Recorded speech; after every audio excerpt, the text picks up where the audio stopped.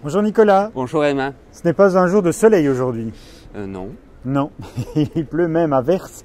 Est-ce qu'il pleuvait également dans The Search de Hazanavicius? C'est une vraie bonne soupe. Il ferait mieux de refaire des comédies, c'est beaucoup plus simple. C'est pas parce qu'on a une idée qu'on sait la développer.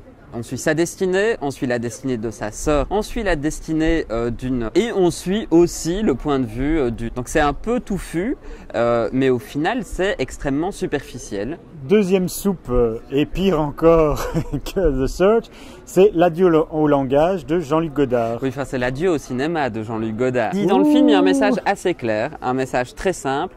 Nous ne sommes égaux que quand nous faisons caca. Enfin, c'est un enculeur de mouche. Hein. Donc c'est en 3D, une 3D complètement pourrie, des cadrages qui sont quasiment tous à chier. Cette idée d'adieu au langage, c'est qu'il va déconstruire le langage cinématographique complètement. Mais là où avec Alain Resnais, on a vraiment une ode au cinéma et on va déconstruire le cinéma pour vraiment... Dans son dernier film. Voilà, on magnifie le cinéma en le déconstruisant. Ici, on le déconstruit et on dit à tout le monde que ce sont juste des connards et qu'on détient la vérité. Nous restons dans la compétition pour parler du Ken Loach qui s'appelle Jimmy's Hall, que tu as vu ce matin. D'un ennui à mourir. Décidément, ça fait 3. C'est un film extrêmement classique. Je n'ai pas 65 ans, je n'ai pas apprécié. Bon alors Nicolas, 4e film en compétition que nous présentons aujourd'hui. Et enfin, de l'émotion avec le Xavier Dolan. Oui. Qui s'appelle Mummy. C'est une très très belle surprise. C'est un poil esthétique. Donc on a autant Godard qui dit adieu au langage, on a ici un réalisateur qui de film en film se renouvelle et qui de film en film commence à vraiment maîtriser le langage cinématographique et qui joue avec. Et il y a une chose qui moi m'intéresse particulièrement dans le film, c'est le rapport au langage, à la langue en tant que telle. C'est fabuleux, on découvre vraiment la langue québécoise encore plus que dans les films précédents de Xavier Dolan. C'est d'une richesse complète, c'est extrêmement touchant, c'est très très émouvant. Alors moi je voudrais quand même rajouter quelque chose parce qu'on sait que ce monsieur ici est fan de Xavier Dolan, donc automatiquement on se dit il n'est pas spécialement objectif. J'ai vu le film, pour moi il mérite des prix mais à foison, aussi bien pour l'interprétation des acteurs et des actrices. Il retrouve ici ses 2 actrices favorites, Suzanne Clément et Anne Dorval.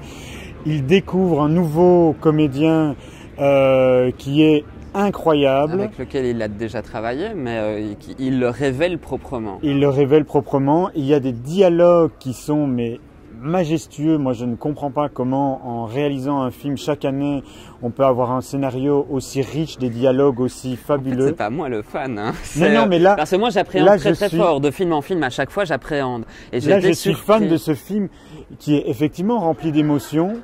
Moi, au milieu du film, donc le film est en 3 chapitres, à la fin du premier chapitre, il se passe quelque chose que je ne vais pas révéler. Il y a un cri, la salle crie et applaudit. Moi, depuis hier, je suis resté... j'en ai toujours la chair de poule, je trouve ce film formidable. On va quitter la compétition. On va quitter la compétition. On va appréhender un petit film hors compétition, et donc le André Téchiné. Oui, l'homme qu'on aimait trop. L'homme qu'on aimait trop. J'en ai entendu beaucoup de bien. Ah, mais écoute, tant mieux. Hein, y a des très bonnes choses. On ne termine pas par une note positive. Je suis assez déçu en fait.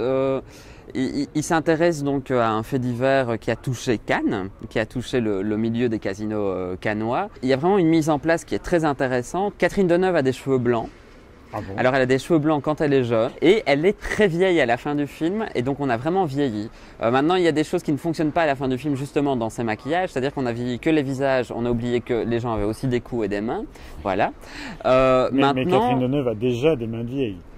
Oui, mais pas Guillaume Canet par exemple. Donc Guillaume Canet à qui on prête 65 ans, voilà, la voix ne vieillit pas. Donc voilà, il y a un détail. Donc il y a une 3e partie qui est une partie de procès qui fonctionne peut-être moins bien. Maintenant le film se laisse regarder.